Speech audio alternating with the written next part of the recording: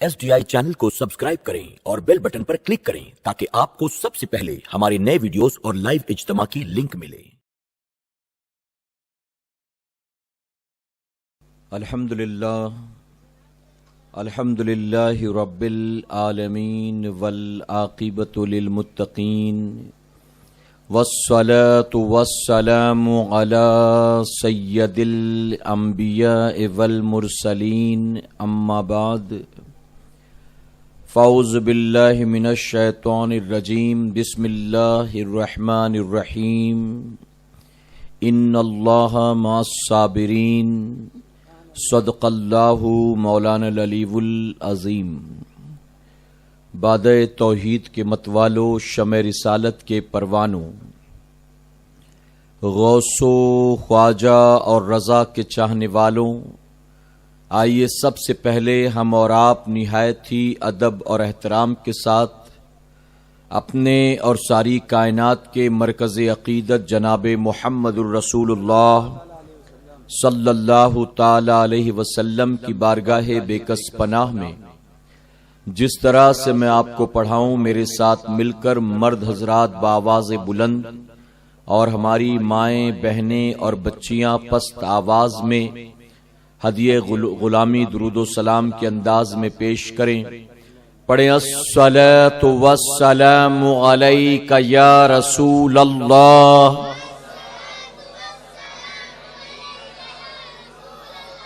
अस्सलातु वस्सलामु अलैका या हबीब अल्लाह,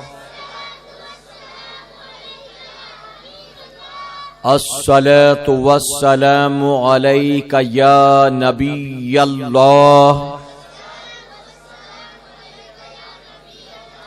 वअला आलिका वअस्हाबिका या नूर अल्लाह सल्लल्लाहु ताला अलैका वसल्लम।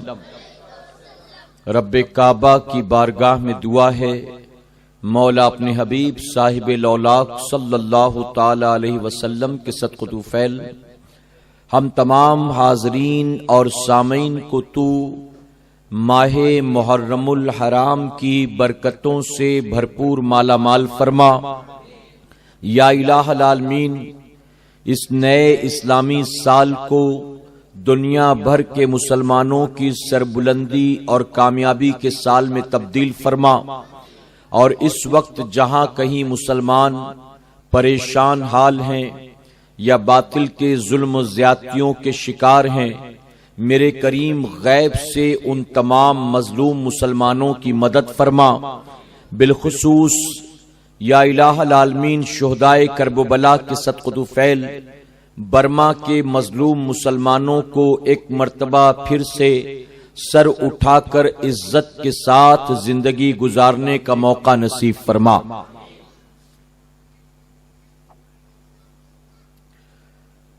दिल है वो दिल जो तेरी याद से मामूर रहा, दिल है वो दिल जो तेरी याद से मामूर रहा, सर है वो सर जो तेरे कदमों पे कुर्बान गया। और उन्हें जाना उन्हें माना, न रखा गैर से काम, उन्हें जाना उन्हें माना, न रखा गैर से काम, लिल्लाहिल हम्द मैं दुनिया से मुसलमान गया।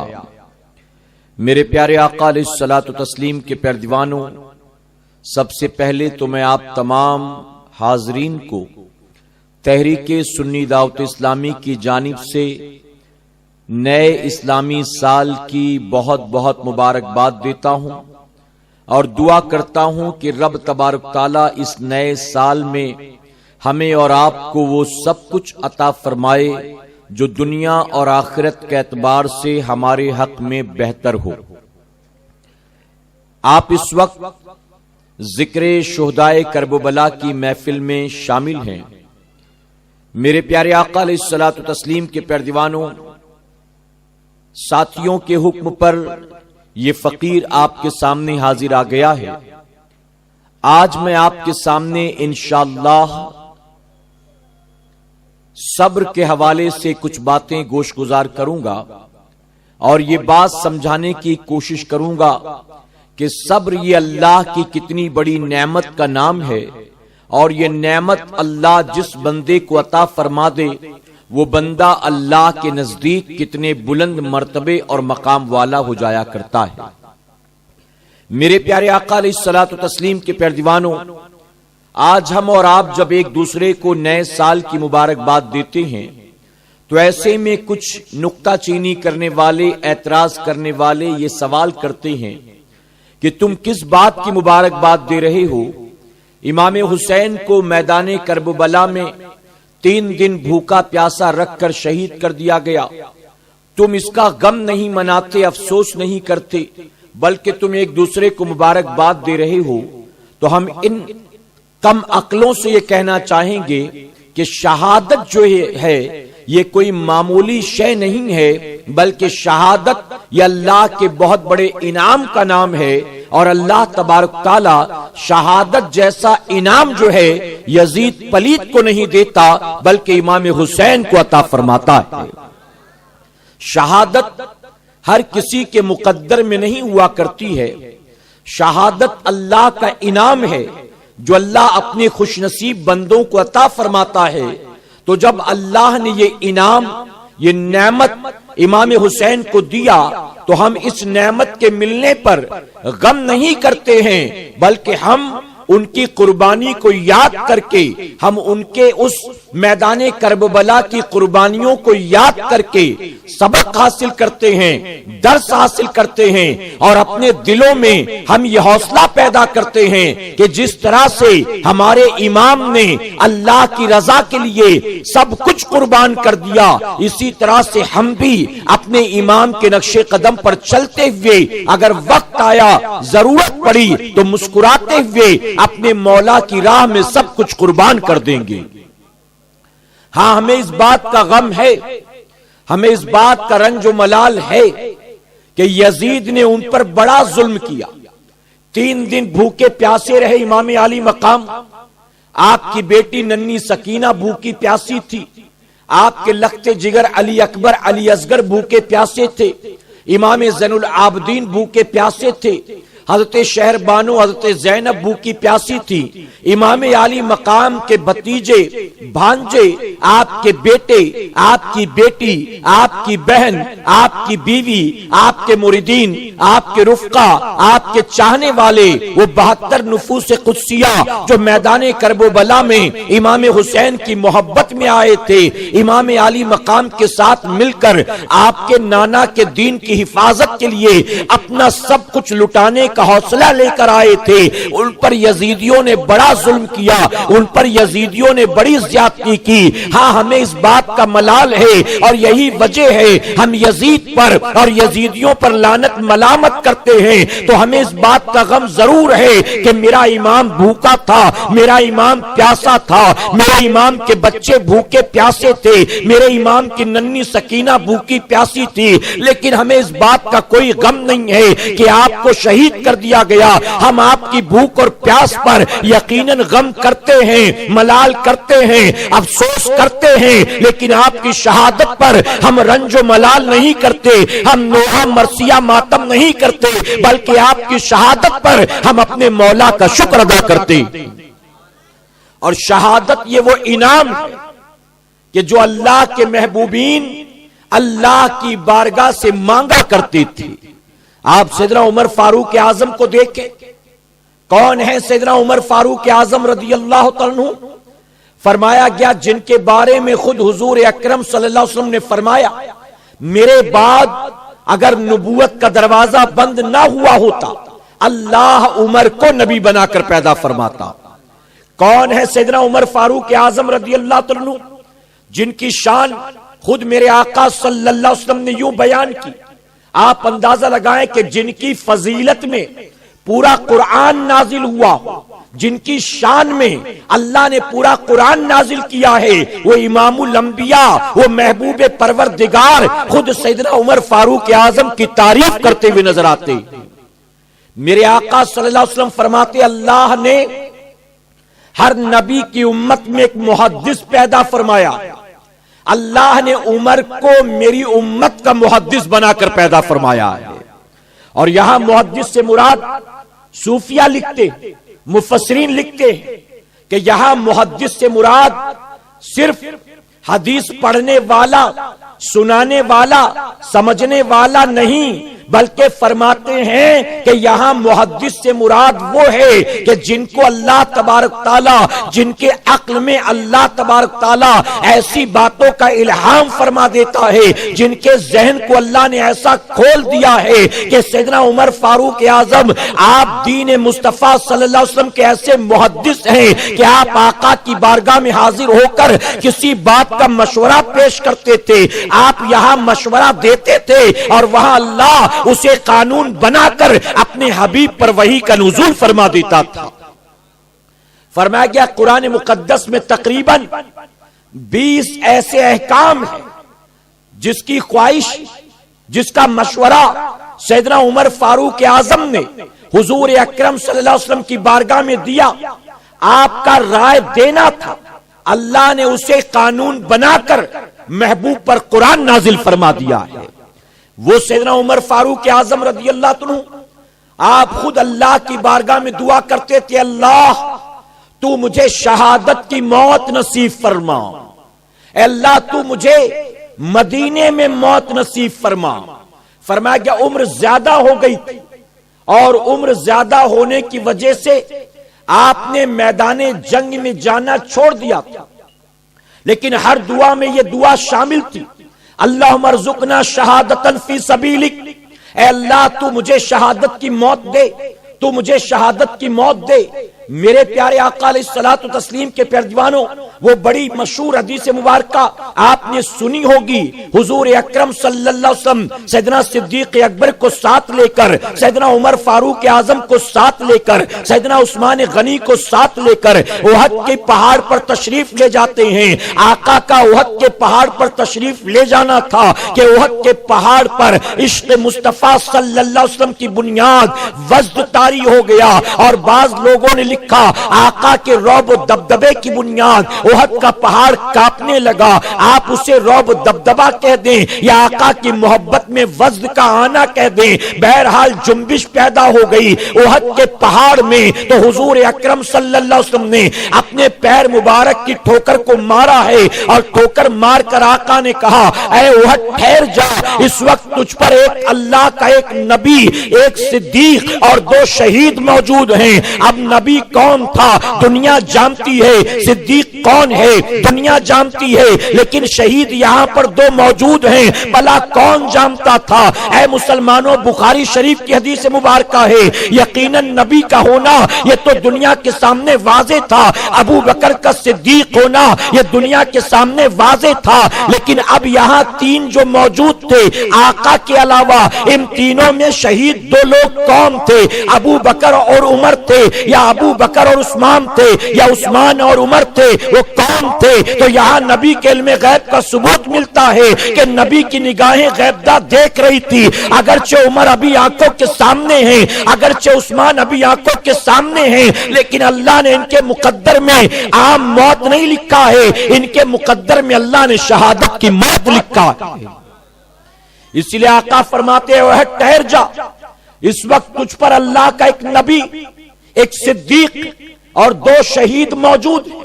تو شہادت یہ وہ مسئلہ نہیں ہے، یہ وہ معاملہ نہیں ہے کہ جس پر رنج و ملال کیا جائے، جس پر نوحہ مرثیہ ماتم کیا جائے، جس پر چھاتی پیٹی جائے، جس پر خون بہایا جائے، جس پر ہنگامہ آرائی کی جائے، جس پر رویا جائے، جو ہے وہاں میرے پیارے آقا کے پیروانوں غم کے نام پر وہ کام کیا جائے جس کام سے اللہ اور اس کے رسول صلی اللہ علیہ وسلم نے منع فرمایا ہے. جانتے ہو یہ نوحہ کیا ہے، یہ مرثیہ کیا ہے؟ حضور اکرم صلی اللہ علیہ وسلم فرماتے ہیں اللہ کو 2 آوازیں سب سے زیادہ ناپسندیدہ ہیں، 2 آوازیں اللہ کو سب سے زیادہ ناپسندیدہ ہیں. سوال کیا گیا وہ 2 آوازیں کون سی ہیں؟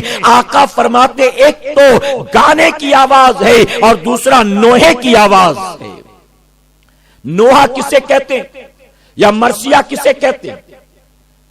کسی شخص کسی شخص کا جس کا انتقال ہو گیا، اس کے حوالے سے رو رو کر اس کے فضائل بیان کرنا، روتے روتے یہ کہنا کہ یہ تو ایسا تھا، اس میں یہ خوبیاں تھی، اس کی یہ شام تھی، اس طرح سے کہہ کہہ کر رونا، اسے نوحہ کہتے ہیں۔ آقا صلی اللہ علیہ وسلم نے فرمایا اللہ کو جو دو آوازیں سب سے زیادہ ناپسندیدہ ہیں، ایک تو گانے کی آواز ہے اور دوسرا نوحے کی آواز ہے۔ اسی لیے میرے پیارے آقا کے پیارے دیوانوں، الحمدللہ ہم اہل سنت والجماعت کے لوگ 10 محرم الحرام کو جو تاریخ امام علی مقام کی شہادت کی ہے، ہم نوحہ مرثیہ ماتم نہیں کرتے، بلکہ امام حسین کی شہادت کو اللہ کی نعمت سمجھ کر ہم اللہ کا ذکر کرتے ہیں اور کربلا والوں کی تاریخ اور ان کی قربانی کو بیان کرتے۔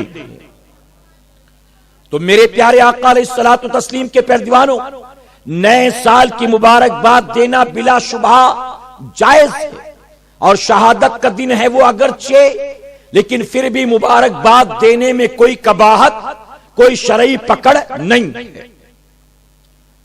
آئیے اب اپنے موضوع کی طرف چلوں۔ یہ تمہید کے چند کلمات تھے جو آپ کے گوش گزار میں نے کی۔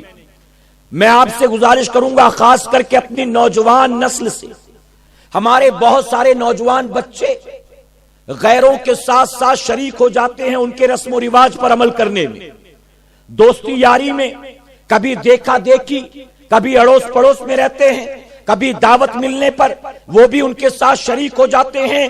یاد رکھنا میرے پیارے آقا علیہ الصلوۃ والتسلیم کے پیارے دیوانوں، کوئی عمل اگر قرآن و سنت کے خلاف ہو، اگر کوئی مسلمان وہ عمل کرے تو قیامت کے دن یقیناً اس عمل کا وہ جواب دہ ہوگا۔ حضور اکرم صلی اللہ علیہ وسلم نے جس چیز سے واضح لفظوں میں منع کر دیا، اب اگر تم وہ کام کرو گے تو یقیناً قیامت میں اللہ تمہاری پکڑ کرے گا اور تم جواب دہ ہوگے۔ اس وقت کیا کہو گے؟ اے اللہ میں نے دوست کی وجہ سے یہ کام کیا ہے، اے اللہ میں نے تو کسی کی دعوت پر یہ کام کیا ہے، میں نے تو پڑوسیوں کا منہ دیکھ کر یہ کام کیا ہے، میں نے تو سیٹ کو خوش کرنے کے لیے یہ کام کیا ہے، میں نے تو فلاں سیٹ اور دولت مند آدمی کو خوش کرنے کے لیے یہ کام کیا ہے۔ ایک اہم بات میں آپ کے واضح کر دوں، آپ کے سامنے ایک اہم بات عرض کرتا ہوں اور میں گزارش کروں گا ہر مسلمان اس بات کو اپنے دل کے نیا خانے میں جگہ دے اور پوری زندگی اس کو سمجھنے کی اور اس پر عمل کرنے کی کوشش کرے۔ اور جانتے ہیں وہ کیا اہم بات؟ میرے پیارے آقا علیہ الصلوۃ والتسلیم کے پیارے دیوانوں، کوئی غیر مسلم مسجد کے قریب سے گزر رہا ہو، مسجد کی دیوار کو چوم لے ادب میں، مسجد کے ستون کو چوم لے، مسجد کی دیوار پر ہاتھ رگڑ کر چہرے پر لگا لے، اذان سنے سر پر دوپٹہ کوئی عورت ڈال لے، اذان سنے کوئی غیر مسلم ہاتھ جوڑ کر مسجد کے سامنے کھڑا ہو جائے، اس کا جی چاہے تو سر بھی جھکا دے، مزارات اولیاء پر جائے چادر چڑھائے، منتیں مانگے، دعائیں کرے، پرارتھنا کرے، بیوی کو لے جائے، بیٹے کو لے جائے، اولاد کو لے جائے، بہو کو لے جائے، وہ 1000 بار اس طرح سے کرتا رہے، وہ مسجدوں کا احترام کرے، وہ مزارات اولیاء پر حاضری دے، وہ چادریں چڑھاتا رہے، وہ سر جھکاتا رہے، ہاتھ اٹھا اٹھا کر دعائیں کرتا رہے، لیکن پوری زندگی یہ کرنے کے بعد بھی اے مسلمانوں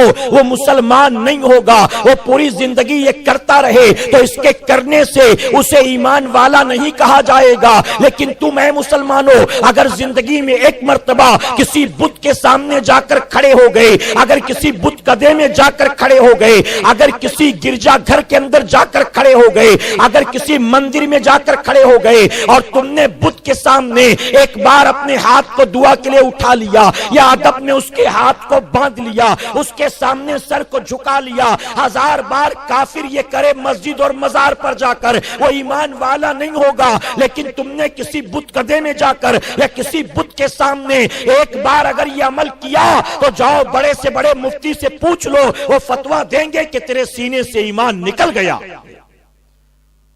میرے پیارے آقا کے پیارے دیوانوں، یہ بات میں نے اس لیے عرض کی کیونکہ ہمارے بہت سارے نوجوان ساتھی کبھی دوستی یاری کے چکر میں کہ اس کے گھر فلاں تیوہار ہے تو میں بھی گیا تھا، وہ سارے پوجا آرتی کر رہے تھے تو میں بھی کھڑا ہو گیا تھا، کبھی پوچھتے ہیں کہ میں گیا تھا اور وہاں جا کر وہ سارے یہ کر رہے تھے میں بھی شریک ہو گیا، کبھی ڈبانے گیا، کبھی بٹھانے گیا، کبھی اٹھانے گیا، تو کیا بتائیے مجھ پر کوئی فتویٰ لگے گا؟ تو اچھی طرح سے یاد رکھیں اس بات کو، اگر وہ آپ کے ساتھ 1000 بار کرے ایمان والے نہیں کہلائیں گے۔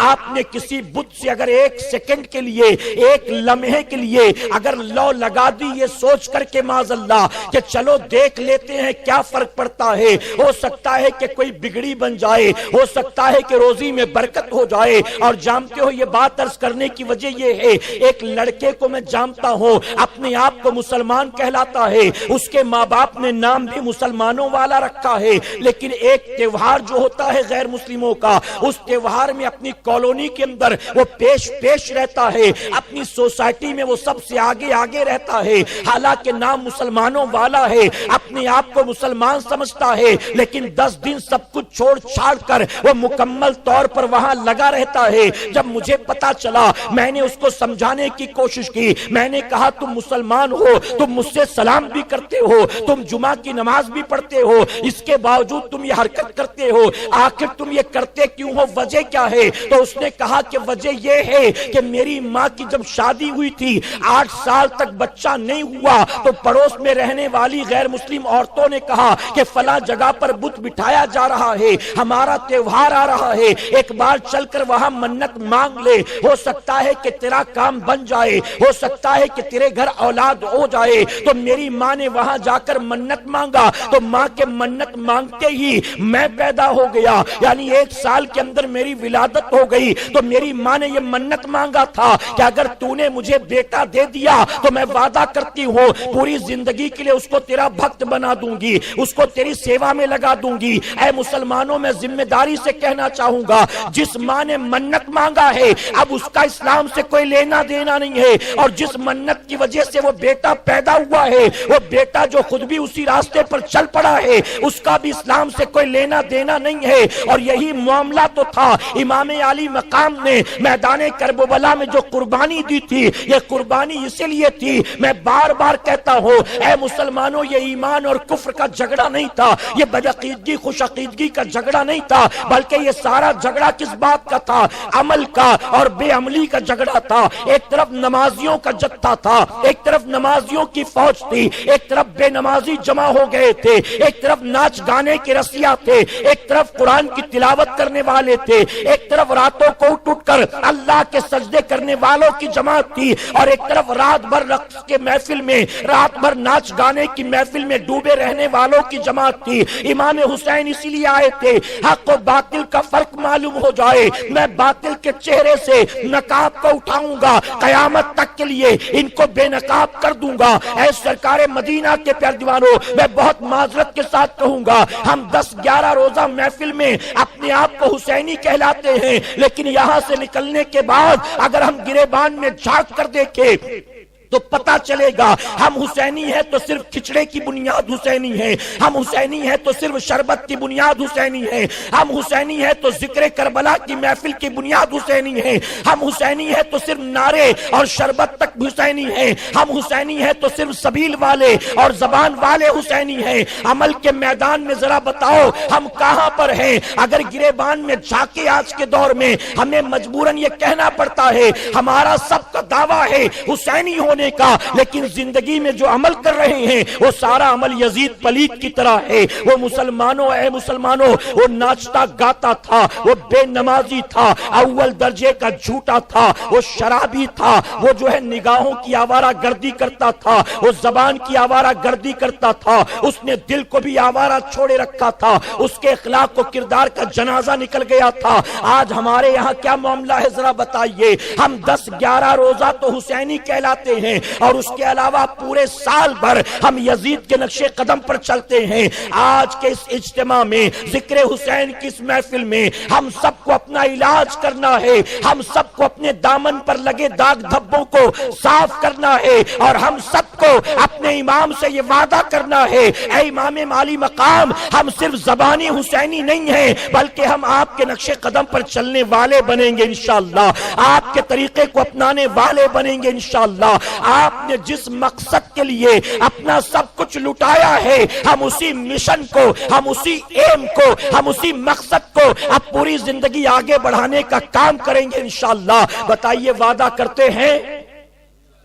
میرے پیارے آقا علیہ الصلوۃ والتسلیم کے پیارے دیوانوں، تو شہادت اللہ کی نعمت، اللہ کا انعام، اور شہادت اللہ ظالم و جابر کو نہیں دیتا، شہادت اللہ شاکر و صابر کے مقدر میں لکھتا ہے۔ جو شکر گزار ہو، جو صبر والا ہو، اللہ اسی کو شہادت کا مقام عطا فرماتا ہے۔ صبر یہ ایک صفت ہے جو اللہ نے ہر انسان کے اندر رکھا ہے۔ صبر ایک صفت ہے، مرد ہو یا عورت ہو، ہر ایک کے اندر اللہ نے یہ صفت رکھا ہے۔ یہ فطرت میں ہے ہمارے اور آپ کے۔ فرق صرف اتنا ہے کہ ہم نے یا تو زندہ رکھا ہے اسے، یا تو اسے موت کے گھاٹ اتار دیا ہے۔ آج آدمی بتائیے کب کب صبر کرتا ہوا نظر آتا ہے آپ کو؟ کتنے لوگ ہیں جو صبر کرتے ہوئے نظر آتے؟ آج انسان بے صبرا ہو گیا ہے، آج انسان اتاولا ہو گیا ہے، آج انسان جلد باز ہو گیا ہے، آج انسان شارٹ ٹیمپر ہو گیا ہے، آج انسان چھوٹی چھوٹی بات پر ہائپر ہو جاتا ہے، آج انسان چھوٹی چھوٹی بات پر گالی گلوز، مار پیٹ، آستین چڑھا کر ایک دوسرے کا خون بہانے پر آمادہ ہو جاتا ہے۔ اے سرکار مدینہ کے پیارے دیوانوں، یاد رکھنا، ظلم کرنا بھی یہ بھی انسان کی صفت ہے، اور صبر کرنا بھی انسان کی صفت ہے۔ جو ظلم کرتا ہے وہ بھی انسان ہی ہوتا ہے، اور جو اس کے مقابلے میں صبر کرتا ہے وہ بھی انسان ہی ہوتا ہے۔ لیکن اب ان دونوں میں سے آپ دیکھیں، اللہ تو کسے پسند کرتا ہے؟ اے اللہ تو بتا کہ تو کس کے ساتھ ہے؟ تو اللہ تبارک تعالیٰ قیامت تک آنے والے مسلمانوں کی رہنمائی کرتا ہے، اور رب فرماتا ہے کہ میں ظالم و جابر کے ساتھ نہیں ہوں، بلکہ میں تو شاکر اور صابر کے ساتھ ہوں۔ ان اللہ مع الصابرین، بے شک اللہ صبر کرنے والوں کے ساتھ ہے۔ اور اللہ جس کے ساتھ ہو، کیا پوری کائنات اس کا کچھ بگاڑ سکتی ہے؟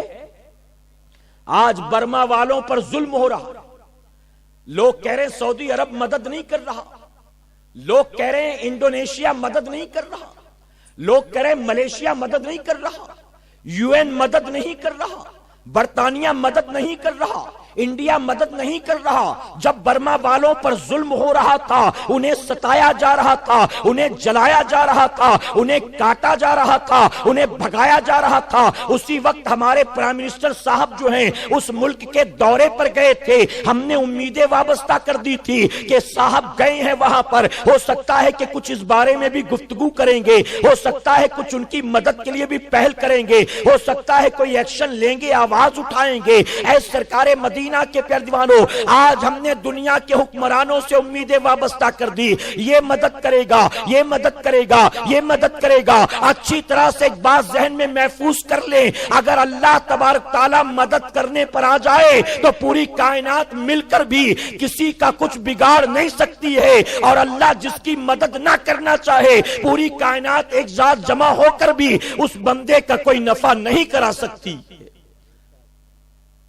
ہم دنیا سے امیدیں وابستہ کیے بیٹھے، یہ مدد کرے گا، وہ مدد کرے گا، کاش کتنا اچھا ہوتا۔ ہم نے دنیا سے امیدیں وابستہ نہ کی ہوتی، ہم نے ساری امیدیں اپنے مولا سے وابستہ کر دی ہوتی۔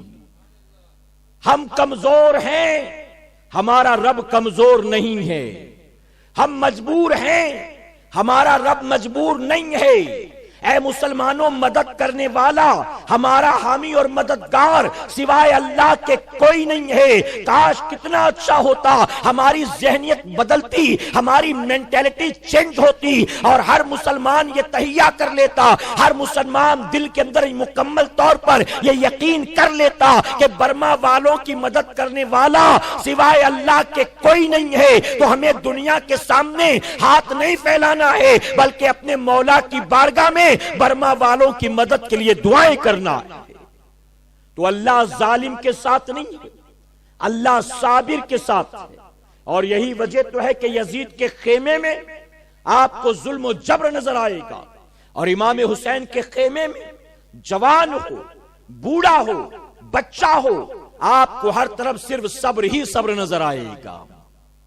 صرف مرد صبر نہیں کر رہے ہیں، عورتیں بھی صبر کر رہی ہیں، صرف جوان صبر نہیں کر رہے بلکہ چھوٹے چھوٹے بچے، وہ چاہے اون محمد ہوں، چاہے وہ علی اصغر ہوں، ہر کوئی صبر کر رہا ہے۔ کیوں؟ وجہ کیا تھی؟ اچھی طرح سے یہ بات ذہن میں اتر گئی تھی کہ اللہ ان کے ساتھ نہیں ہے، ہم پر ظلم ہو رہا ہے، لیکن اللہ ہمارے ساتھ ہے۔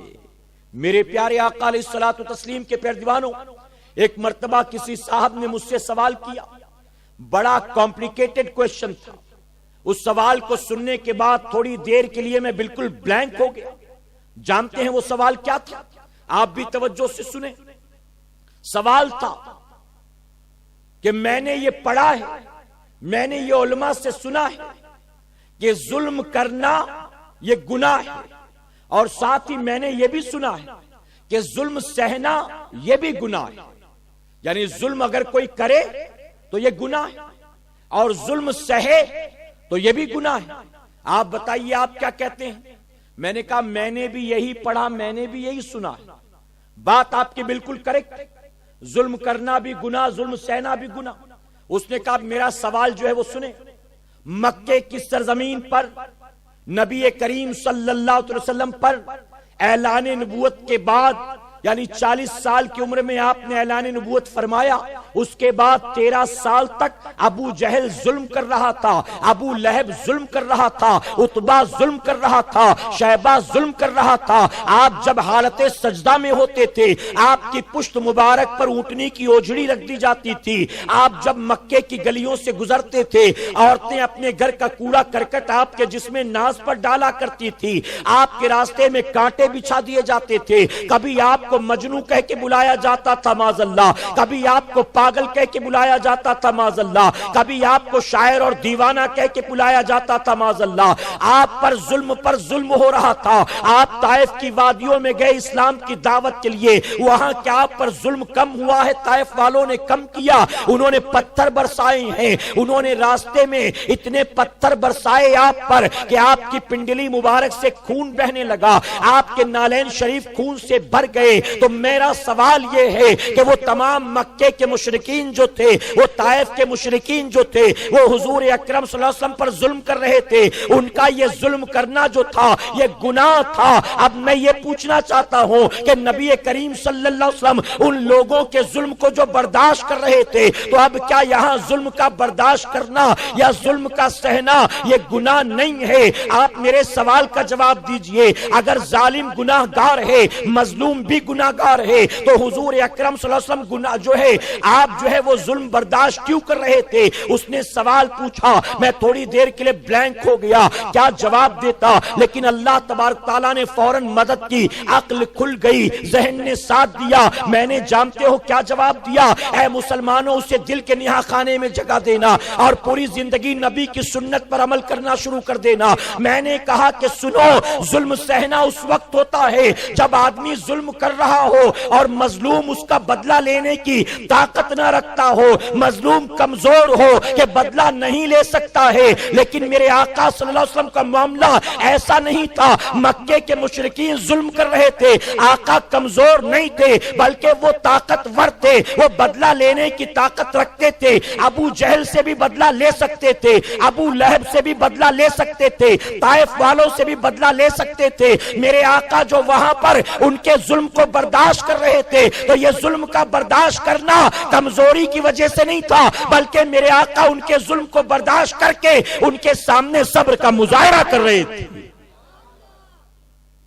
وہ جو کمزور بدلہ لینے کی طاقت نہ رکھے، یقیناً وہ قصوروار ہے، گناہ گار ہے، کہ ظلم برداشت کر کر کے ظالم کے دل کو کھولتا ہے۔ ایک کو مارا، اس نے کچھ نہ کہا تو دوسرے کو مارنے کی بھی جرت کرے گا، وہ بھی کچھ نہ بولا تو تیسرے کو مارنے کا بھی حوصلہ پیدا ہو جائے گا۔ تو کمزوری کی وجہ سے ظلم کا برداشت کرنا یہ یقیناً گناہ ہے، لیکن حضور اکرم صلی اللہ علیہ وسلم اگر برداشت کر رہے تھے تو یہ کمزوری کی وجہ سے نہیں تھا، بلکہ آپ اپنی ایک عظیم سنت کا مظاہرہ کر رہے تھے، اور وہ کیا تھا؟ صبر کرنا تھا۔ میرے آقا صلی اللہ علیہ وسلم صبر کر رہے تھے، یہاں تک کہ طائف کے بازار میں جب آپ پر پتھر برسائے گئے، جبرائیل علیہ السلام آئے تھے، اپنے ساتھ 2 فرشتوں کو لے کر آئے تھے۔ عرض کیا آقا یہ وہ فرشتے ہیں جن کی ڈیوٹی پہاڑوں پر ہوتی ہے، آج طائف والوں نے آپ پر بڑا ظلم کیا ہے، اگر آپ اجازت دیں یہ دونوں فرشتے 2 پہاڑوں کو آپس میں ملائیں گے اور طائف والے پس کر رہ جائیں گے، ہمیشہ کے لیے ان کا نام و نشان مٹ جائے گا۔ کیا بتاؤ نبی کو کمزوری کا کوئی تانا دے سکتا ہے؟ نبی کو مجبوری کا کوئی تانا دے سکتا ہے؟ اے مسلمانوں، ہم اور آپ ہوتے، ہم طائف والوں سے بدلہ لینے کی طاقت نہیں رکھتے، ہم کمزور تھے، ہم مظلوم تھے، لیکن آقا بدلہ لینے کی طاقت رکھتے ہیں، پھر بھی بدلہ نہیں لیتے بلکہ صبر کرتے ہیں، اور کس یقین کے ساتھ اگر بدلہ لیتے طائف والوں کا کام ہمیشہ کے لیے تمام ہو جاتا۔ لیکن آقا نے جبرائیل علیہ السلام سے کہا، اے جبرائیل سن لو، میں نبی زحمت بن کر نہیں آیا، میں نبی رحمت بن کر آیا ہوں۔ اے جبرائیل میری نگاہیں دیکھ رہی ہیں، آج جو مجھ پر پتھر برساتے ہیں، کل وہ دن آئے گا کہ ان کی نسلیں کلمہ پڑھ کر میرے دامن سے وابستہ ہو جائیں گے۔ اگر دعا کرتے کام تمام ہو جاتا ہمیشہ کے لیے، ہمیشہ کے لیے بستی مٹ جاتی، بستی والے مٹ جاتے، لیکن آقا فرماتے کہ نہیں، کل انہیں احساس ہوگا غلطی کا، اور یہی کلمہ پڑھ کر اسلام کے دامن سے وابستہ ہوں گے۔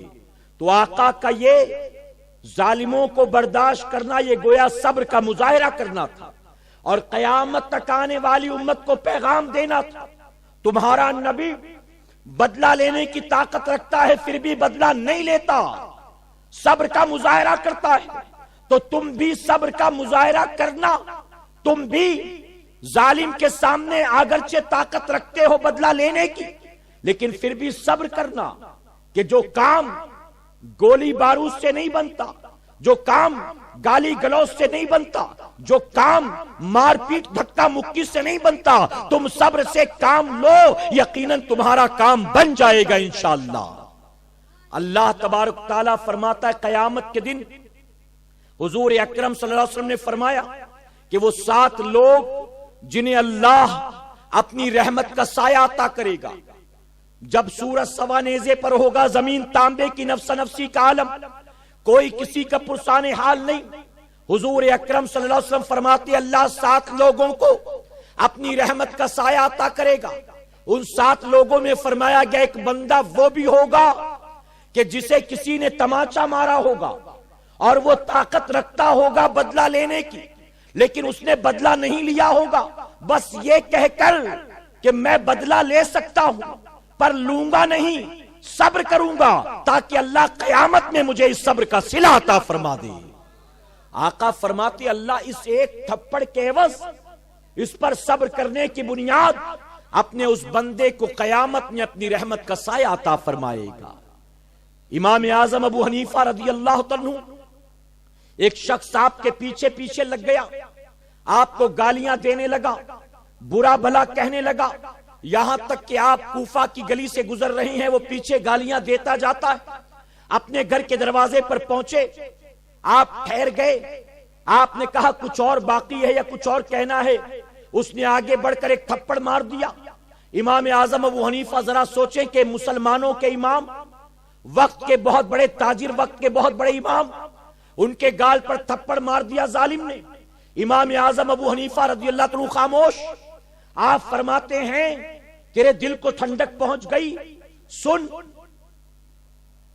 تھپڑ مار کر بدلہ لینے کی طاقت میں بھی رکھتا ہوں، لیکن میں تجھے مارنے والا نہیں۔ اس تھپڑ کے بدلے قیامت کے دن میں تیرے خلاف مقدمہ دائر کر کے بدلہ لے سکتا ہوں، لیکن قیامت کے دن تیرے خلاف مقدمہ دائر کر کے میں بدلہ لینے والا نہیں، بلکہ تو نے جو مجھے مارا ہے میں تیرے اس تھپڑ پر صبر کروں گا، نہ یہاں بدلہ لوں گا نہ قیامت میں بدلہ لوں گا، میں صبر کروں گا اس یقین کے ساتھ اللہ جبر کرنے والے کے ساتھ نہیں ہے، اللہ صبر کرنے والے کے ساتھ ہے۔ امام زین العابدین رضی اللہ عنہ ایک مرتبہ ایک شخص آپ کے پیچھے پیچھے ہو لیا، اناب شناب بکنے لگا، اپنے آپ کو بڑا عابد سمجھتے ہو، اپنے آپ کو بڑا پرہیزگار سمجھتے ہو، اپنے آپ کو بڑا نیک و نمازی سمجھتے ہو، تمہارے اندر تو یہ عیب ہے، یہ عیب ہے، یہ عیب ہے۔ بکواس کرنے لگا۔ امام زین العابدین خاموش ہیں۔ جب وہ بندہ خاموش ہو گیا، چپ ہو گیا، تو جانتے امام زین العابدین نے کیا کیا؟ آپ نے ہاتھ اٹھایا دعا کے لیے اور اللہ کی بارگاہ میں عرض کرتے ہیں کہ مولا، تیرے اس بندے نے جو کچھ میرے بارے میں کہا ہے، اگر میں ایسا ہوں تو مولا تو مجھے معاف فرما دے، اور اگر میں ایسا نہیں ہوں تو تو مولا اس بندے کو معاف فرما دے۔ اگر میں ایسا ہوں، یہ عیب مجھ میں ہے تو مجھے معاف کر دے، اور اگر اس بندے نے بہتان لگایا، یہ برائیاں مجھ میں نہیں، تو اللہ تو اسے معاف کر دے۔ اتنا کہنا تھا، فوراً وہ بندہ قدموں سے لپٹ گیا۔ امام زین العابدین نے اسے اٹھایا ہے، اپنے سینے سے لگایا ہے اور کہا کہ کیا ہوا، تو روتا کیوں ہے، تو نے قدموں کو کیوں تھاما؟ تو وہ شخص روتے روتے کہتا ہے، میں آیا تھا آپ کا امتحان لینے کے لیے، میں نے امام حسین کے کربلا کے واقعے کو سنا ہے، ان کے صبر کے بارے میں سنا ہے، میں انہیں دیکھ نہ سکا، ان سے ملاقات نہ کر سکا، ان کے صبر کو میں دیکھ نہ سکا، اس لیے امتحان لینے کی غرض سے میں آپ کے پاس آ گیا، اور میں نے آپ کو اتنا برا بھلا کہا۔ میں ذمہ داری سے کہتا ہوں، میں جو کچھ کہہ رہا تھا وہ سب جھوٹ تھا، وہ صرف آپ کے امتحان کے لیے، اور میں نے آپ کے بارے میں جو سن رکھا تھا، آپ کے بابا کے بارے میں جو سن رکھا تھا، آپ کے نانا کے بارے میں جو سن رکھا تھا، بالکل آپ کو کھرا پایا ہے، بالکل آپ کو ویسا ہی پایا ہے۔ ارے جب زین العابدین کے صبر کا یہ عالم ہے تو ان کے بابا کے صبر کا عالم کیا ہوگا؟ فوراً تائب ہوتا ہے اور امام زین العابدین کے غلاموں میں شامل ہو جاتا ہے۔ یہ صبر ہے میرے پیارے آقا علیہ الصلوۃ والتسلیم کے پیروانوں۔ ایک کان سے سن کر دوسرے کان سے نکالنا نہیں ہے۔ اگر واقعی حسینی ہو تو ان باتوں پر زندگی بھر عمل کرنا ہے کہ انشاءاللہ صبر کا مادہ پیدا کریں، صبر کی خوبی پیدا کریں، صبر کی صفت کو زندہ کریں، صبر کی صفت کو تقویت دیں، اسے مضبوطی دیں، برداشت کرنے کا مادہ اپنے اندر پیدا کریں کہ انشاءاللہ۔ آج پڑوسیوں کے چند جملے کیا برداشت ہو ہمیں؟ آج ساتھ پڑھنے لکھنے والے یا نوکری کرنے والے اس کے چند جملے کیا برداشت ہو ہمیں؟ آج تو جوان بیٹے سے اپنے بوڑھے باپ کی چند باتیں برداشت نہیں ہوتی۔ اگر بوڑھا باپ غصے میں کبھی کچھ کہہ دے تو جوان بیٹا سن کر نہیں لیتا، اپنے باپ کو سنانا شروع کر دیتا۔ یہ صبر ہے۔ آج بیوی، ارے ایک عورت کسی عورت کی کیا سن کر لے گی؟ ایک عورت اپنی جیٹھانی دیورانی ننند کی کیا سن کر لے گی؟ ایک عورت اپنی ساس کی باتیں کیا سن کر لے گی؟ آج ایک عورت کا حال یہ ہے، اپنے شوہر کی چند باتیں وہ برداشت نہیں کر پاتی ہے۔ اور اب تو بعض لوگ یہاں تک شکایتیں کرتے ہیں، اگر میں بیوی کو کسی بات پر ڈانٹ دوں، اگرچہ اس کی غلطی ہو لیکن سن کر نہیں لیتی، وہ فوراً اناب شناب بکنا شروع کر دیتی ہے۔ اور کسی صاحب نے تو یہاں تک کہا، میں نے غصے میں بیوی کو دھکا دے دیا تو اس نے فوراً اپنا ہاتھ اٹھا لیا، یہ کہہ کر کہ اللہ نے ہاتھ مجھے بھی دیا ہے، اگر تم ہاتھ اٹھاؤ گے تو میں بھی تم سے بدلہ لینے کی طاقت رکھتی ہوں۔ اب تو وہ دور آ گیا ہے کہ بیویوں سے شوہر کے جملے برداشت نہیں ہوتے، چھوٹی بہن بڑے بھائی کی بات برداشت نہیں کر سکتی ہے، جوان بیٹا اپنے ماں باپ کی بات برداشت نہیں کر سکتا ہے۔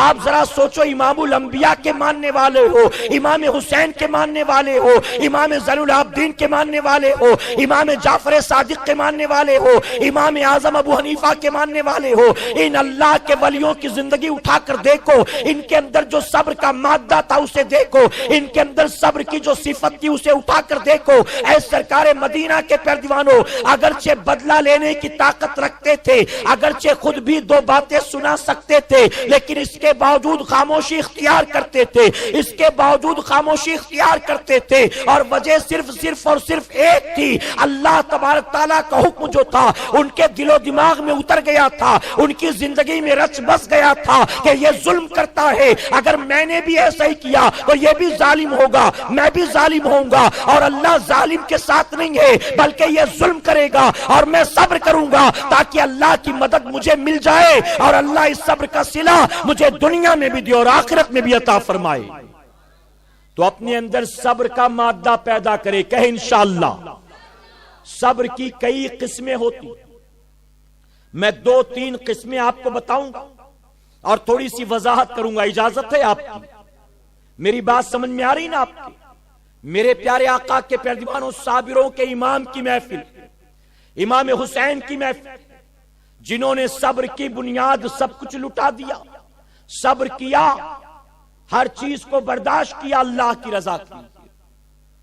صبر یہ وہ صفت ہے جو آپ کو تمام انبیاء میں نظر آئے گی اور تمام اولیاء میں نظر آئے گی۔ صبر سے نہ کوئی نبی خالی اور نہ کوئی ولی خالی۔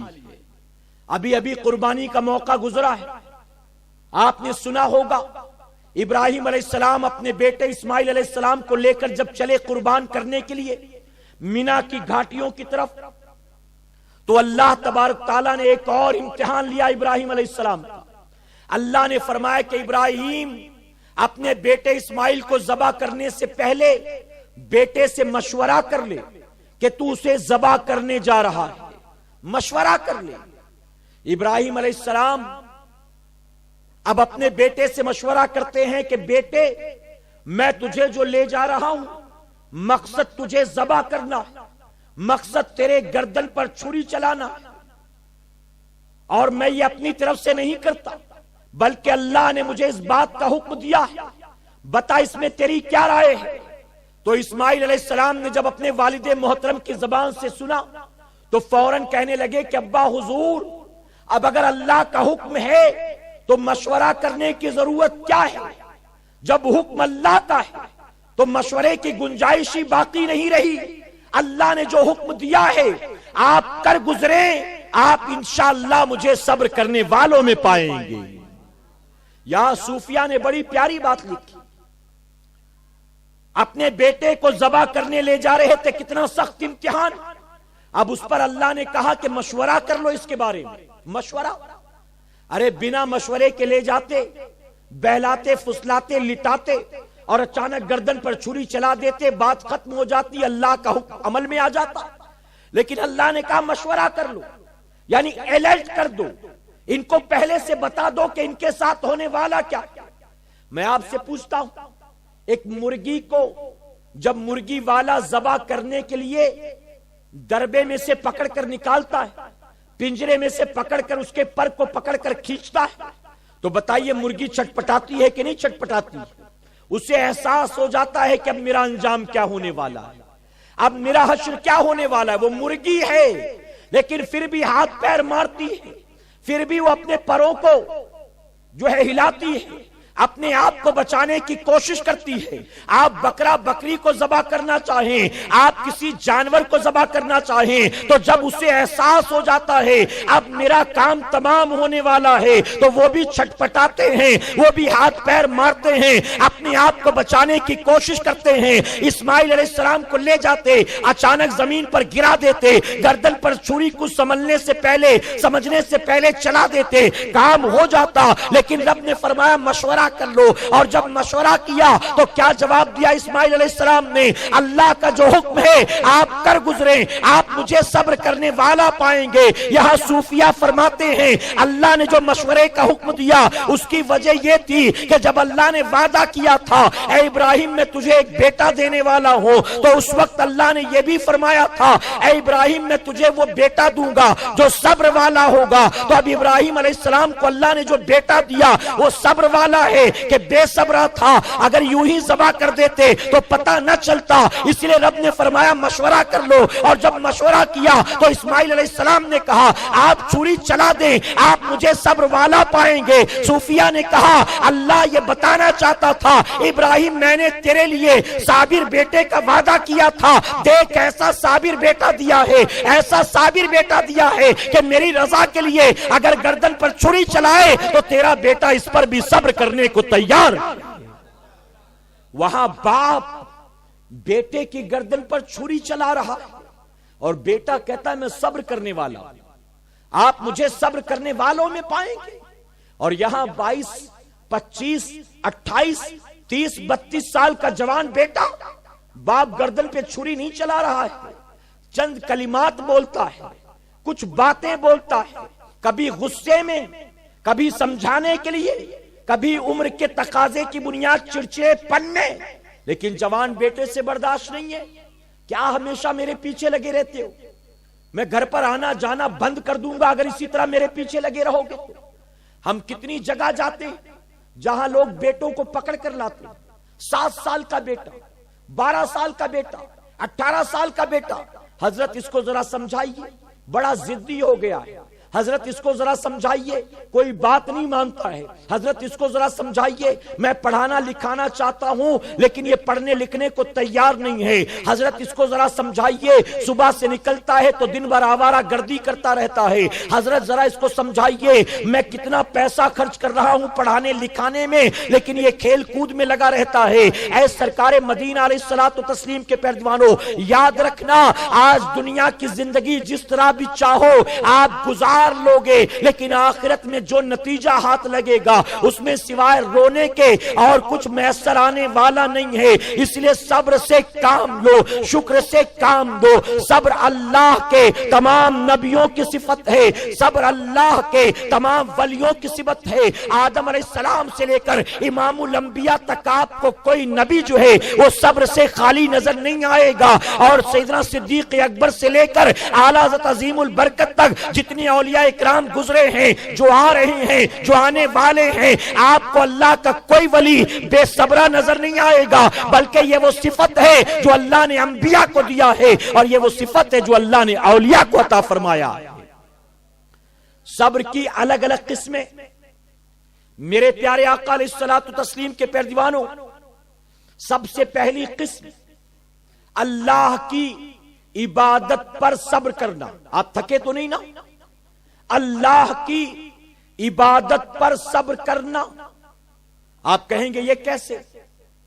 سردیوں کا موسم ہے، آپ اپنے بستر پر اطمینان سے سو رہے تھے، فجر کی نماز کا وقت ہو گیا، آپ مزے سے سوئے تھے کمبل اوڑے ہوئے، ٹھنڈی ہواؤں کے جھونکے چل رہے تھے، نیند میٹھی، فجر کی اذان کی آواز کانوں سے ٹکرائی، آپ چاہتے تھے کہ اٹھ کر فجر کی نماز پڑھتے لیکن فوراً شیطان مردود نے سر سہلانا شروع کر دیا، پیر دبانا شروع کر دیا اور وہ کہہ رہا ہے کہ سو جا، اتنی نیند لگی ہے کہاں اٹھے گا، اب کہاں نکل کر تازہ پانی سے وضو کرے گا، سردیوں کا موسم ہے، ارے سارے سو رہے ہیں، ایک تو نماز نہیں پڑھے گا تو کون سی قیامت آ جائے گی، ہزاروں لاکھوں ہیں جو نہیں پڑھتے، تو بھی مزے سے سو جا، توبہ کر لینا، معافی مانگ لینا، ارے جمعہ کی تو پڑھتا ہی ہے نا، رمضان شریف میں تو پڑھتا ہی ہے نا، تراویح تو پڑھتا ہی ہے نا، شب معراج شب برات میں تو پڑھتا ہی ہے نا، عید بقرعید تو تو نے کبھی نہیں چھوڑا نا،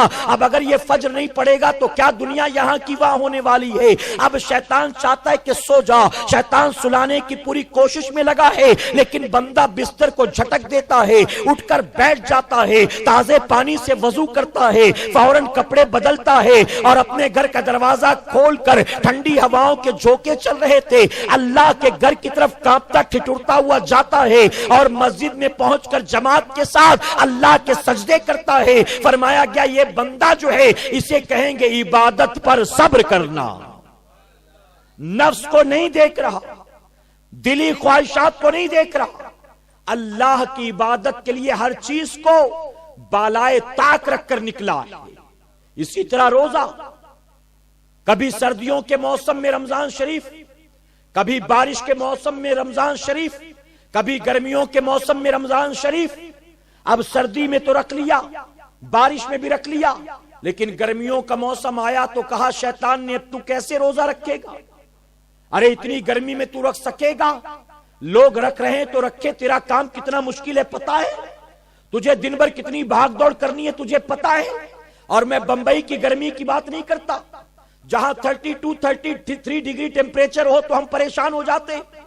میں بات کر رہا ہوں یو پی بہار کی، میں بات کر رہا ہوں افریقہ کی، میں بات کر رہا ہوں سعودی عرب کی، میں بات کر رہا ہوں ان ملکوں کی جہاں پر ٹیمپریچر جو ہے اے مسلمانوں 32 35 نہیں ہوتا بلکہ اباؤ 45 ہوا کرتا ہے۔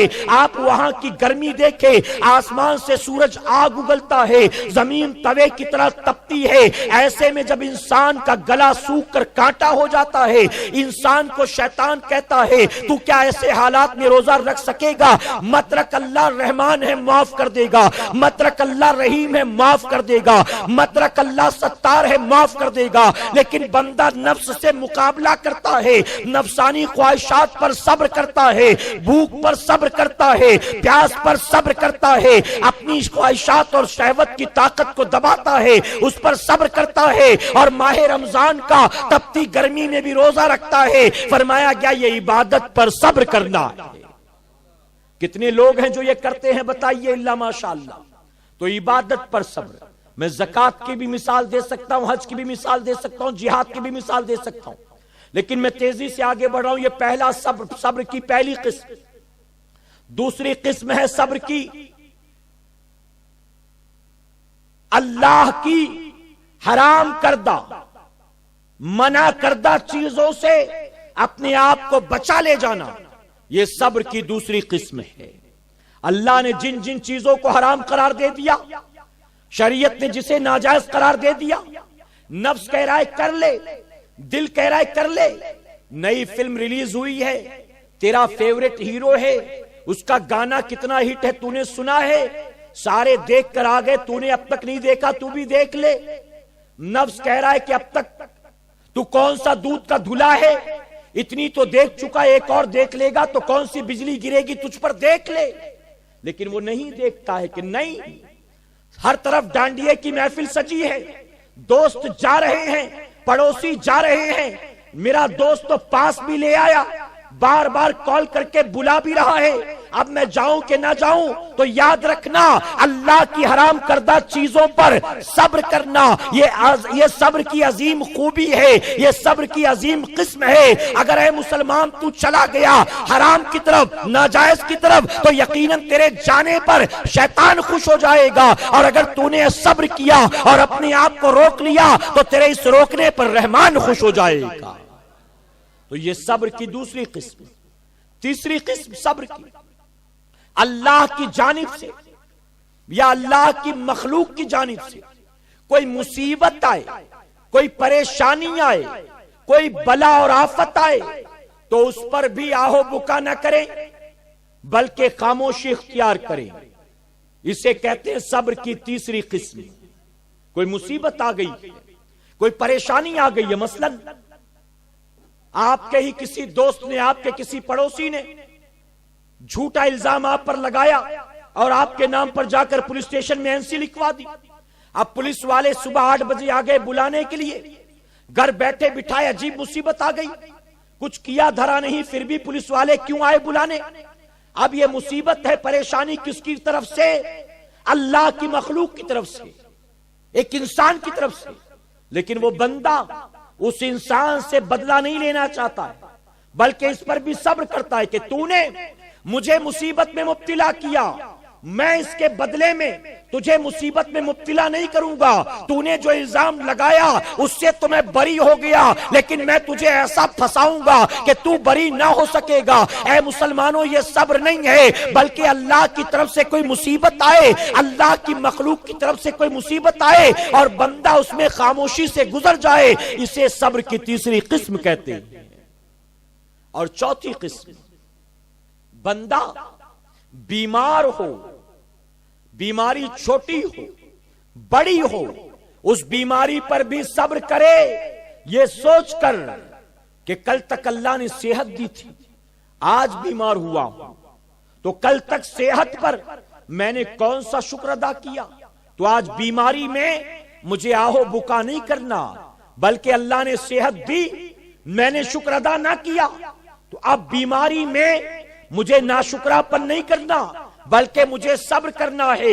میرے پیارے آقا علیہ الصلوۃ والتسلیم کے پیروانوں، یہ صبر کی چوتھی قسم ہے، اور بھی کئی قسمیں ہیں، لیکن اب میں تھوڑی سی اس کی وضاحت کروں اور اپنی گفتگو کو یہیں سمیٹ دوں گا۔ آپ اچھی طرح سے اس بات کو ذہن میں محفوظ کر لیں، ہم جہاں بھی ہیں، جس حال میں بھی ہیں، ہم اپنے پروردگار کی نگاہوں سے پوشیدہ نہیں ہیں۔ ہمارا سارا معاملہ اللہ کے سامنے ظاہر ہے، اس سے کچھ بھی ڈھکا چھپا نہیں ہے۔ اور میں ایک بات جو ہمیشہ کہتا ہوں، آج اس موقع پر پھر عرض کرنا چاہوں گا، ہماری مائیں بہنیں سن رہی ہیں، اچھی طرح سے وہ بھی اپنے ذہن میں اس بات کو محفوظ کر لیں۔ ہم اور آپ جو ہیں، اے مسلمانوں، کھلے میدان میں نہیں، لاکھ پردوں میں چھپ جائیں، اللہ کی نظروں سے پوشیدہ نہیں ہو سکتے ہیں۔ ممکن ہے ماں باپ نہ دیکھ رہے ہوں، ممکن ہے بھائی بہن نہ دیکھ رہے ہوں، ممکن ہے چچا ماموں نہ دیکھ رہے ہوں، ممکن ہے نانا دادا نہ دیکھ رہے ہوں، لیکن ہم جہاں بھی ہو، اللہ ہر وقت ہمیں دیکھتا ہے۔ یہاں تک فرمایا گیا، اماوس کی کالی رات میں ایک کالے رنگ کا پہاڑ ہے، اس پہاڑ پر کالے رنگ کی غار ہے، اس غار میں کالے رنگ کی مٹی ہے، اس کالی مٹی میں ایک کالے رنگ کی چینٹی چل رہی ہے، تو اس چینٹی کو اللہ دیکھ رہا ہے، اور وہیں پر اللہ اس چینٹی کو روزی بھی عطا کرتا ہے، اور اس چینٹی کے پیروں کی آہٹ کو بھی اللہ سماعت کرتا ہے۔ تو اے مسلمانوں، کالے رنگ کے پہاڑ پر چلنے والی کالے غار اور کالی مٹی میں اماوس کی رات میں جب وہ کالی چینٹی اللہ کی نظروں سے پوشیدہ نہیں ہو سکتی ہے، تو کیا بتاؤ ہم اور آپ کسی مقام پر جا کر اللہ کی نظروں سے پوشیدہ ہو سکتے ہیں؟ تو یقین جانیں، ہر وقت اللہ کی نظروں کے سامنے ہے، ہمارا کوئی حال اس سے ڈھکا چھپا نہیں ہے۔ اس نے کھلایا، اس کا شکر ادا کرو، اور کبھی نہ ملا کھانے کو تو کیا کرو گے؟ صبر سے کام لو۔ اس نے صحت دی، اس کا شکر ادا کرو، اور کبھی بیماری آ جائے تو کیا کرو گے؟ صبر سے کام لو۔ اس نے دولت دی، شکر ادا کرو۔ اس نے تنگ دستی کا شکار بنا دیا تو ناشکراپن نہیں کرو، بلکہ صبر سے کام لو۔ یہ نہ ہو کہ دنیا کے سامنے روتا پھر رہا ہے۔ میرے پیارے آقا کے پیروانوں، انسان کی فطرت میں اگر وہ کوئی نیکی کا کام کر لیتا ہے تو جب تک 10-12 لوگوں کو سنا نہیں لیتا، اس کے دل کو ٹھنڈک نہیں پہنچتی۔ فجر کی نماز کبھی پڑھ لی تو کسی نہ کسی بہانے لوگوں کو بتاتا پھرے گا، یار رات کو سوتے سوتے 2 بج گئے، میں پھر بھی الارم لگا کر سویا، اللہ کا شکر ہے کہ فجر میں آنکھ کھل گئی اور الحمدللہ جماعت سے نماز مل گئی۔ اب چونکہ آج پڑھا ہے تو سب کو بتائے گا، ہفتے بھر غائب رہا تو کسی کو نہیں بتائے گا، جب کھا لیتا ہے تو کسی کو نہیں بتاتا ہے، لیکن ایک وقت بھوکا رہے تو کہے گا ایسیڈیٹی ہو گئی، آج دوپہر میں کھانا نہیں کھا سکا، آج بیوی نے ٹفن نہیں بھیجا، آج کھانا کھانے کا موقع نہیں ملا، آج کام بہت زیادہ تھا۔ اگر دن میں بیٹھا روزانہ گلے پر 50, 60, 70 ہزار کماتا ہے تو لوگوں کو نہیں بتاتا ہے، لیکن دن بھر بونی نہ ہو، اگر بسم اللہ نہ ہو تو لوگوں کو بتاتا پھرتا ہے، یار صبح 9 بجے سے جا کر بیٹھا تھا، شام تک بیٹھا رہا، لیکن 1 روپے کا دھندا نہیں ہوا۔ یہ انسان کی فطرت میں ہے، اللہ کی نعمت ملتی ہے تو شکر ادا نہیں کرتا، لیکن نعمت نہ ملے تو ناشکراپن کرنا شروع کر دیتا ہے۔ اور بندوں کے سامنے، لوگوں کے سامنے، اپنے جیسے انسانوں کے سامنے، اے مسلمانوں، 2 باتیں یہاں آپ کو سمجھاؤں گا۔ حضور اکرم صلی اللہ علیہ وسلم فرماتے ہیں، حدیث قدسی ہے، آقا فرماتے ہیں کہ اللہ فرماتا ہے جب میرا بندہ اپنی مصیبت و پریشانی کو میرے بندوں کے سامنے بیان کرتا ہے، اپنی مصیبت کو، اپنی پریشانی کو، اپنی تنگ دستی کو، اپنی بیماری کو، اپنی کمزوری کو جب بندوں کے سامنے بیان کرتا ہے، آقا فرماتے ہیں اللہ کو اس کا یہ لوگوں کے سامنے رونا گڑگڑانا اتنا ناپسند ہے کہ رب فرماتے فرماتا ہے میں اس کے لیے آسمان کے دروازے بند کر دیتا ہوں. اب میں اس بندے کی مدد نہیں کرتا، لیکن میرا بندہ اپنی مصیبت میں، اپنی پریشانی میں، اپنی آفت و بلاؤ کمزوری میں، اپنی تنگ دستی بیماری تکلیف میں بندوں کے سامنے نہیں ہاتھ پھیلاتا بلکہ میری بارگاہ میں ہاتھ پھیلاتا ہے، مجھ سے گڑ گڑاتا ہے. تو آقا فرماتے، رب فرماتا ہے اپنے اس بندے کی مدد کے لیے میں آسمان کے تمام دروازے کھول دیتا ہوں. آج جی ایس ٹی کا رونا کتنے رو رہے ہیں، آج نوٹ بندی کا رونا کتنے رو رہے ہیں، آج مہنگائی کا رونا کتنے رو رہے ہیں، آج تنگ دستی کا رونا کتنے رو رہے ہیں. میں کہتا ہوں کتنا بھی رو لیا، مودی جی کے کان پہ جو رینگی ہے. پیٹرول مہنگا ہو گیا، پیٹرول مہنگا ہو گیا، رسوئی گیس مہنگا ہو گیا، سبزی ترکاری مہنگی ہو گئی. ہم کتنا رو چکے، دھرنے دے چکے، نعرے لگا چکے، انٹرویو لے چکے، لیکن کیا فرق پڑتا ہے؟ اے مسلمانوں کیا ہی اچھا ہو ہم دنیا کے سامنے نہ روئیں، اپنے رب کی بارگاہ میں اپنی مصیبت کو پیش کر دے، اپنے رب کی بارگاہ میں پریشانی کو بیان کر دے. ارے کتنا ہی اچھا ہو دن بھر اپنے جیسے کمزوروں کے سامنے اپنی مصیبت کو بیان نہ کر، بلکہ رات کے اندھیرے میں وضو کر کے مصلی بچھا لے، اس پر بیٹھ جا اور رب کی بارگاہ میں گڑ گڑانا شروع کر دے. اے اللہ میں کمزور ہوں، اپنی بیوی کی ذمہ داری کیسے ادا کروں؟ اے اللہ میں کما دھما نہیں رہا، اپنے بچوں کو اچھی تعلیم کیسے دوں؟ میں گھر کا راشن کیسے بھراؤں؟ اپنے والدین کی خدمت کیسے کروں؟ اے اللہ میں قرض کے بوجھ تلے ڈوبا ہوں. اے اللہ میرے پاس روزی روٹی کا کوئی ذریعہ نہیں ہے. اے اللہ جسم بھی کمزور ہو گیا ہے، بچے امید لگائے میری طرف تکتے ہیں، بیوی نے پتہ نہیں کتنی خواہشات بیان کر رکھی ہے، ماں بھی امید لگائے بیٹھی ہے میرا بیٹا کچھ بھیجے گا، میرا بیٹا کچھ لائے گا.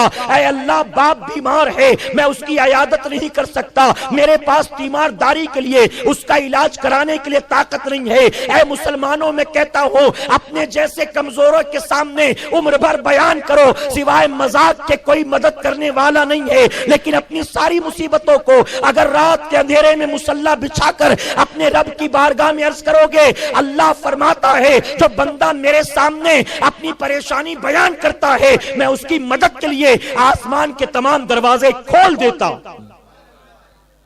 تو صبر سے کام لینا ہے کہ انشاءاللہ ہم صبر کرنے والوں کے چاہنے والے، ہم صابروں کے چاہنے والے. ہمیں دنیا کے سامنے نہیں کہنا یار یہ ہو گیا وہ ہو گیا وہ ہو گیا. اللہ کے سامنے جب وہ نعمت دے شکر کرو، اور جب نعمت چھن جائے تو صبر کرو، صبر کرو. میرے پیارے آقا کے پیارے دیوانوں، میں بیماری کی دو مثال دیتا ہوں. حضور اکرم صلی اللہ علیہ وسلم نے فرمایا ایک بندہ رات بیمار ہوتا ہے. کبھی کبھی ایسا ہوتا ہے نا، اچھا بھلا کھایا پیا سویا اور رات آنکھ کھلی تو پتا چلا کہ کوئی تکلیف شروع ہو گئی. کبھی کہتا یہ کھانے سے کچھ گڑبڑ ہو گئی، کبھی کہتا اس وجہ سے کوئی مسئلہ ہو گیا. رات سویا تو اچھا بھلا تھا، اچانک طبیعت خراب ہو گئی. حضور اکرم صلی اللہ علیہ وسلم فرماتے رات اچانک بیمار ہو گیا، لیکن اس بیماری پر آہو بکا نہ کیا، صبر کیا، صبر سے کام لیا، خاموش رہا، دنیا کے سامنے نہ رویا، دنیا والوں کو نہ بتایا، کوئی شکوہ شکایت نہ کی. تو آقا فرماتے ہیں اللہ اس بیماری کی وجہ سے اپنے بندے کے تمام گناہوں کو معاف فرما دیتا ہے. اور دوسری حدیث مبارکہ حضور اکرم صلی اللہ علیہ وسلم فرماتے ہیں کہ جب کوئی بندہ بیمار ہو جاتا ہے تو اللہ تبارک تعالیٰ اس کے پاس ایک فرشتے کو بھیجتا. جب وہ فرشتہ واپس جاتا ہے تو رب فرماتا ہے کہ فرشتے بتا میرے بندے کو کس حال میں چھوڑ کر آیا.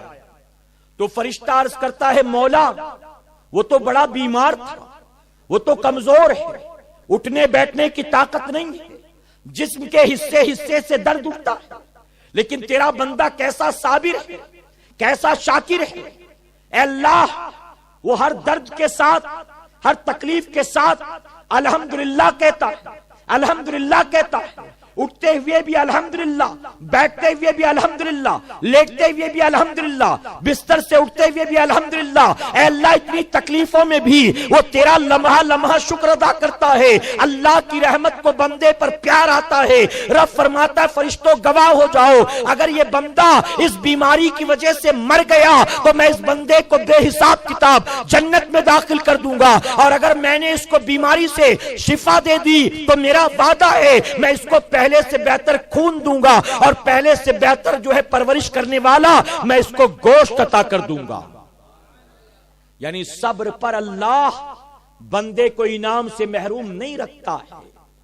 یہاں ایک بڑی پیاری حدیث مبارکہ یاد ہے، آپ کے خاندان میں بھی، آپ کے گھر میں بھی، فیملی میں بھی، آس پاس کبھی نہ کبھی یہ انسیڈنٹ ہوا ہوگا۔ کبھی کبھی ایسا ہوتا ہے ایک بندہ بیمار ہوا، کوئی بندی بیمار ہوا، اس کا علاج شروع ہوا، ڈاکٹر نے بتایا یہ مرض ہے، یہ مرض ہے، یہ مرض ہے، ٹریٹمنٹ ہو رہا ہے، شوہر یہاں وہاں سے قرض جمع کر رہا ہے علاج کرانے کے لیے، بچے یہاں وہاں سے قرض جمع کر کے لا رہے علاج کرانے کے لیے، ڈاکٹر ٹریٹمنٹ پہ ٹریٹمنٹ کر رہا ہے لیکن پتہ ہی نہیں کہ بیماری کیا ہے، آرام 1% بھی نہیں۔ پھر ڈاکٹرز نے کہا کہ ہم اس کا ایک آپریشن کرتے ہیں، ہمیں یقین ہے اس آپریشن کے ذریعے فائدہ ہو جائے گا۔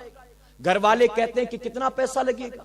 جواب ملتا ہے 3 لاکھ روپے، جن کی اوقات 30,000 کی نہیں، اب اپنی بیوی کو، اپنی ماں کو، بہن کو، بیٹی کو، باپ کو، بھائی کو، اولاد کو بچانے کے لیے جیسے تیسے جوڑ توڑ کر کے 3 لاکھ روپے جمع کرتے۔ اور کیوں؟ وجہ یہ بھی ہوتی کہ اگر ہم نے یہ کہہ دیا کہ نہیں رہنے دیجئے ہمارے پاس انتظام نہیں اور کچھ ہو گیا تو زندگی بھر لوگ تانے دیں گے، مدد کرنے والا اس وقت تو کوئی نہیں، لیکن اگر میں اپنی غریبی کی وجہ سے نہ کرا سکا آپریشن اور کچھ ہو گیا تو زندگی بھر لوگ باتیں سنائیں گے۔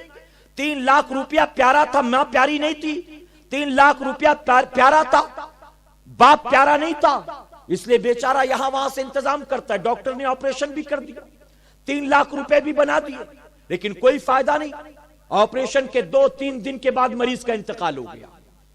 اب ذہن میں سوال پیدا ہوتا ہے، اور آج یہ دور آ چکا ہے، آج کئی بیماریاں ایسی ہیں ڈاکٹر کو پتہ ہی نہیں چلتا کہ بیماری کیا ہے، ریسرچ کر رہے ہوتے ہیں، ایکسپیریمنٹ کر رہے ہوتے ہیں، سکسیز ہو گئے تو ایک نیا فارمولا ہاتھ لگ جائے گا، ان سکسیز ہوئے تو ہمارا کون مرے گا، فلاں آدمی مرا، اس کا رشتہ دار، اس کا بیٹا، اس کا شوہر، اس کا بھائی، ہمارا کیا گیا۔ تو آج اسپتالوں میں یہ ساری چیزیں بہت عام ہو چکی ہیں۔ بہرحال ہے مسلمانوں، اب کسی کا اتنا خرچ کرنے کے بعد بھی انتقال ہو گیا تو ذہن میں سوال پیدا ہوتا ہے، اے اللہ جب موت ہی مقدر میں لکھی تھی اتنی تکلیفیں کیوں برداشت کیا اس نے؟ تو موت دے دیتا 1 مہینے پہلے، اتنا درد کیوں تو نے دیا، اتنی تکلیفیں کیوں تو نے دی، اتنی بیماریاں کیوں اس کو ہو گئی؟ اب موت ہی مقدر میں تھی، 1 مہینے پہلے ہو جاتی، آپریشن کی نوبت نہ آتی، انجیکشن کی نوبت نہ آتی، جسم کے چیر پھاڑ کی نوبت نہ آتی۔ تو جانتے ہو جب ذہن میں سوال پیدا ہوتا ہے،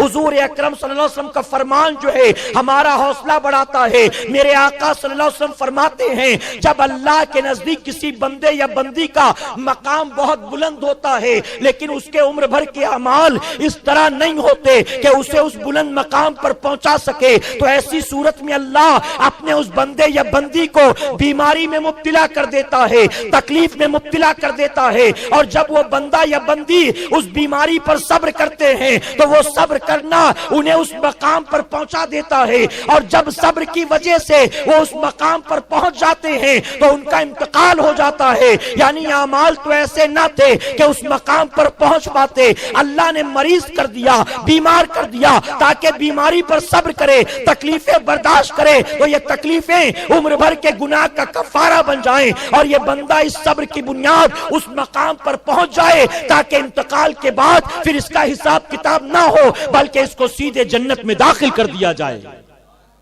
تو ہر حال میں صبر کرے، کہے انشاءاللہ۔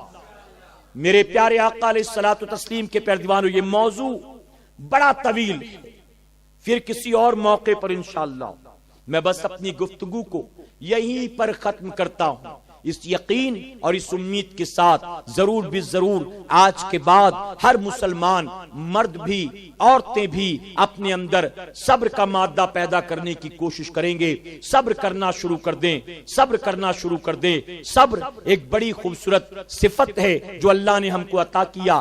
کیسے صبر کریں میں آپ کو طریقہ بھی اس کا بتائے دیتا ہوں. میرے پیارے آقا کے پیارے دیوانوں, آپ کو کسی نے کچھ کہہ دیا, اب آپ کا دل کہہ رہا ہے کہ میں بھی اس کو جواب دوں. یہ بڑے باپ کا, میں چھوٹے باپ کا, کیا یہ زیادہ طاقتور ہے, کیا میں کمزور ہوں, میں بھی اس کو جواب دوں گا. لیکن اس وقت آپ کنٹرول کر لیں اور کہیں میں جواب نہیں دینے والا. تو اس طرح سے آپ جواب نہیں دیں گے, آپ کے اندر دھیرے دھیرے صبر کا مادہ پیدا ہو جائے گا انشاءاللہ.